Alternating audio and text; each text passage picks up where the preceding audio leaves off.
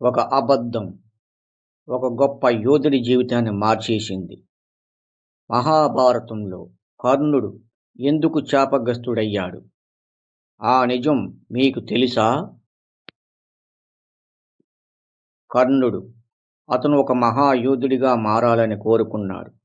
అందుకే అతను పరశురాముడి దగ్గరికి వెళ్ళాడు. కానీ పరశురాముడు కేవలం బ్రాహ్మణులకు మాత్రమే విద్య నేర్పుతాడు. అందుకే కర్ణుడు నేను బ్రాహ్మణుడిని అని అబద్ధం చెప్పాడు. కర్ణుడి శిక్షణ. పరశురాముడు కర్ణుడికి అన్ని దివ్యాస్త్రాలు నేర్పించాడు.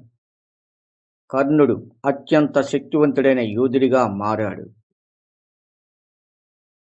ఒకరోజు పరశురాముడు కర్ణుడి తొడపై తలపెట్టి నిద్రపోయాడు. ఆ సమయంలో ఒక తేలు కర్ణుడిని కాటేసింది. రక్తం కారుతున్నా గురువు నిద్రభంగం కాకూడదని కర్ణుడు కదలలేదు. పరశురాముడు లేచి ఆశ్చర్యపోయాడు. ఇంత బాధను భరించగలిగేది బ్రాహ్మణుడు కాదు, నువ్వు క్షత్రియుడివి అని తెలుసుకున్నాడు.